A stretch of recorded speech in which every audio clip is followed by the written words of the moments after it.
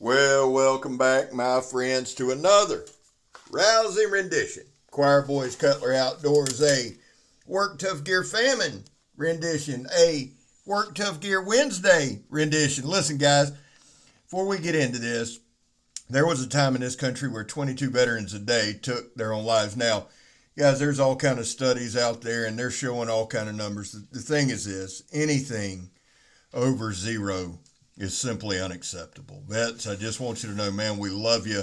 You have a place here. We're back to blue over here. We support Leo. How do you do that, Scab? Well, we don't break the damn law, and when we do, because we have, we accept responsibility. And finally, if you are an addict, never quit quitting. Real quick, guys, shout out to the Shredder fam. Love you guys. It's always going to start with a shout out to the Shredders. Now, this is the Famine by Work Tough Gear. The designer is Keith McKenzie. He designed this as a fighter, as hell's fighting knife, if you will, named it Famine. What a beautiful, beautiful knife. It's SK85. There you see old Scab doing some chopping. Right in twain, son. Let me give you some specs. It's SK85. Nobody does SK85 like Work Tough Gear. We all know this. It's 7 millimeters thick. The overall length is 14 3/4. The blade length is 9 and a little bit. The cutting edge is 8 1/2. The handle's about 5 1/2 inches. Micarta handle scales. The inner grip. This part's very, very important. The inner grip is 4 inches and 4 1/16, or 4 inches and a 16th. However the hell you say it, that's how you say it. So what that tells me on that inner grip is this: a double X hand can grab it. Now, we're doing some things different, guys. We're out here at the new studio. Here's the thing. This is that old sandblast hose, and I wanted to cut it like that on purpose. Now, we're going to go back here, and I'm going to show you in a controlled environment. But I wanted to cut some of this stuff out of position in a different environment, not just pop in the trunk, not in a controlled environment. You don't do everything in perfect environment. So I thought, we'll get out there, and you see right there, it slices right through, no problem. Now, here's the thing to remember about the sandblast hose, man. It's still belted. Now, in talking back and forth to Keith, I can see his design. I can see his desire for this design. And I can tell you this is a badass knife. It's got ample handle. Now, there's that plastic water hose with a canvas cutter. And if you'll notice, guys, on these, I'm not trying to just rip it through. I'm taking my time right here especially, and just kind of letting the blade work, letting it saw through. The knife is sharp as shit. That's why we open cutting magazine paper, and you can see right there, that's 2-inch heavy-duty toe strap, ratchet strap, whatever you want to call it. It's some tough shit. Now, here's the thing, guys. In doing this video, Work Tough Gear Wednesdays are just different, right? We want to celebrate Work Tough Gear, but we also want to celebrate the tough in Work Tough Gear, and I wanted to focus on this knife. So basically what we're going to do is beat the hell out of this knife and see if it holds up. Now, here's the thing, guys. With it being Work Tough Gear Wednesday, please keep an eye on my channel, because I'm going to put out all kind of shorts. I'm going to stab some tires. I'm going to do all kind of stuff today, and we'll do them in short form. What I wanted to do with the Famine is this. It's a fighter, right? Okay, well, I say it all the time. If I stab anybody, I'll be in trouble. So I wanted to show the balance of the knife. I wanted to show the speed kind of the knife, but I wanted to show the toughness and the overall ease of use of the knife. If you got a fighter, you don't need some flimsy piece of crap. Now, I talked to Keith. He's talked to Mr. Vic. I believe they're talking about going to 6 millimeters. This one's 7. I'm not relinquishing my 7, I can tell you. But they're talking about going to 6 to make it a little lighter, a little faster, a little thinner behind the edge. And those guys are the experts on that. I will tell you this. In this instance, for me, this group of knives is some of the best I've got. I'm just telling y'all. Y'all have seen the past 2 videos. There's my guy Bunker coming to see what we're doing. Now, here's the thing, guys. This knife, I thought, what can I do? I'll test it and see how tough it is. Cool. Let's use it in a woodland environment. So, guys, we baton. We chop. I chop a piece of hardwood. We just bang on this edge and bang on this edge and bang on this edge to see if we get any chipping, any rolling, anything. Now, this is a piece of hardwood right here. Now, I love a recurve. If I was going to design a knife, it would be very, very close to this one. I just love a recurve. And people will always be like, well, how do you sharpen it? Well, you sharpen it like any other knife. It's SK85. We got a 90-degree spine. We've got a gorgeous working choil. I love micarta handles, and I want y'all to look at the chops. Now, this is seriously, this is a hardwood. We're out at KIRKS. We're out at the studios. I found it laying around, and this thing is brick, bat, tough, son. But we just slam in there. Now, some, we're going to do actual chops. And then from time to time, you'll see me go in from the side and do kind of a flat slap, right? Putting as much pressure as we can on that edge. No hot spots. I'm telling y'all that right now. I like spinning the knife. I like showing y'all a lot of different grips throughout a video. The micarta handles, this thing just melts into your hand. And I can tell you, in a reverse grip, it's just as comfortable. Like in a stab grip, it's just as comfortable here. But I can tell y'all, this thing is, the palm swell 7/8 inches thick. I didn't write that down, but I just remembered that's very important. So it fills your hand. That palm swell sits comfortably. I could chop all day. That's about a 4-inch diameter hardwood right there. And look at that polished, beautiful edge. And we were slinging it. Now, y'all seen me do this a couple times over the past few days. I love this test. We just put the log on the stump. We're building our studio. We're building our stuff.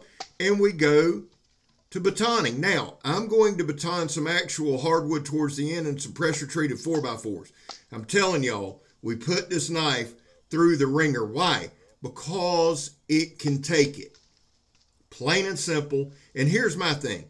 If this knife can go through these demonstrations and hold up with no chips, no rolls, no blisters, no hot spots, no sore hands, it'll hold up through a camping trip. It'll hold up through a hunting trip.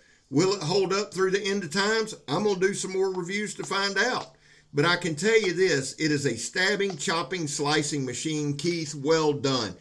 And I'm going to say this again.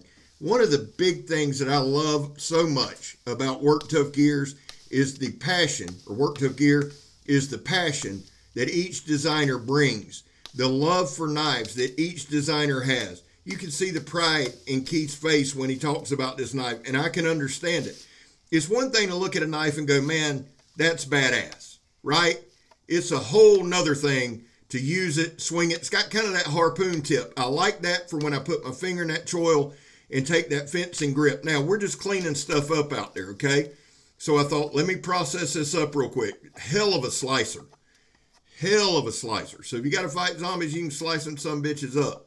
Here's the deal. At the end of this video, we're gonna slice paper. I did everything I could to wear on this edge. I think I might have wore on this edge more than I have any other knife. And I'm dead serious. You see the control there. When I do these chops, when I hold the log and do the chops, again, I'm not an expert. Don't try to be, don't pretend to be, don't play to be. I'm a kid playing with a knife. But I like this demonstration because it's holding the log. We're not locked in to some vice grips. There we're showing the speed of the knife. Now I do this a couple times. Now if my fat ass can swing it that quick, anybody can. It's fast. It's very well balanced. I'm going to show you all this. And here's some of that nylon rope that I absolutely despise. But the thing is this, guys. This knife held up. And if you think about it, if you really think about it, it's 14 minutes. Basically, other than like the paper cutting, we get with it. Probably 13 solid minutes of chopping, hacking, slashing. There's the balance point there.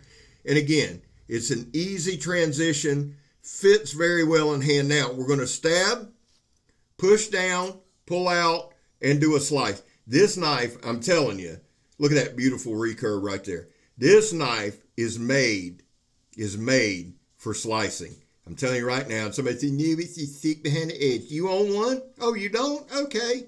This knife is made for slicing right here. And you can see right there, you can push, and it's comfortable to push down with.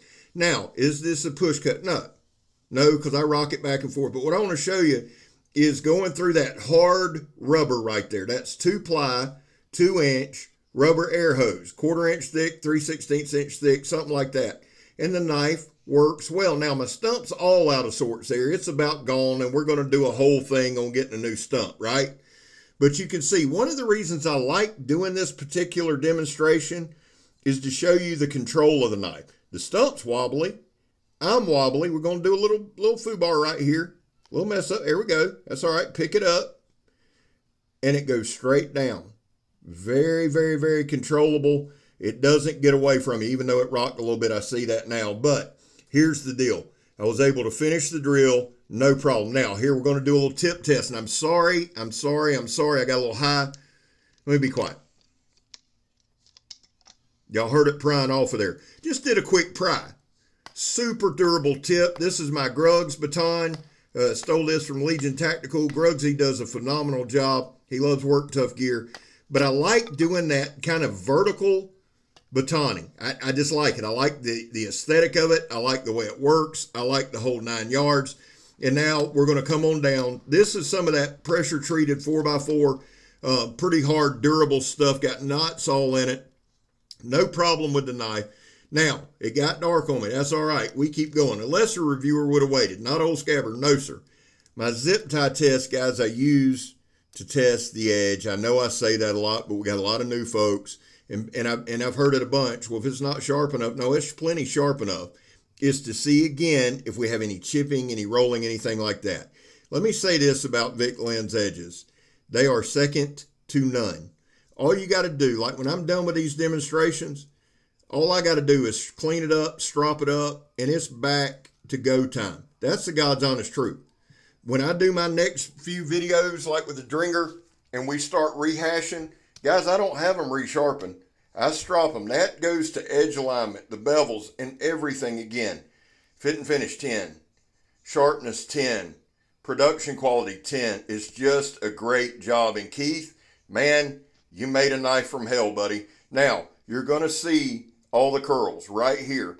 Again, the control. And I love a recurve. I feel like a recurve's a bit of a cheater knife.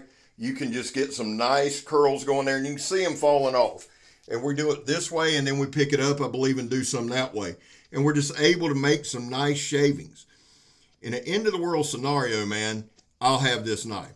I'll take this knife any day. You see right there the curls. Is it good for fighting? I think so. It'll sharp. It'll cut the shit out of anybody you hit with it. I promise you that. It's well-balanced. It's fast. But here's the other thing it is. It's user-friendly. It does camp tasks very, very well. We baton a ton, and you can see the knots in this piece of wood we're about to baton right here.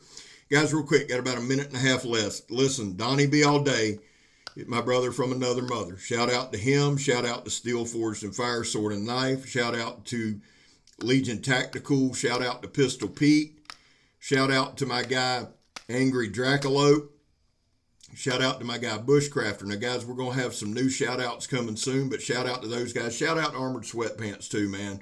Always appreciate you checking out the shorts and things like that. And shout out to the Shredder family. We're going to try to have them on Blade Talk this Saturday. Now, back to this knife. Why did I put so much? And I'll say this, guys. I banged on that edge. And right here, you can get a good look at it. There's no chips, no dents, no dings, but you see we wore on it. Why? Because it's Work Tough Wednesday. Keith said he made a knife designed from hell. Did it hold up? You damn right it did. Did it surpass my expectations? You damn right it did. Hell of a knife. And here's the thing, and again, I think they're going to lighten it up, make it slicier, lighter, and all that. But this version right here is a hellacious knife. Let me just say that. Hell of a camp knife. And y'all can see right there, guys, we did wear on this edge. A couple hours of just banging and clanging. The knife held up. Still a workable edge. I'll hone it up, sharpen it up, and we'll be ready to rock. Guys, listen. Look at that. Beautimous. Good job, Vic. Good job, Keith. I'm Scab. You're not. I'm gone, son. Happy Work Tough Gear Wednesday. Let's go.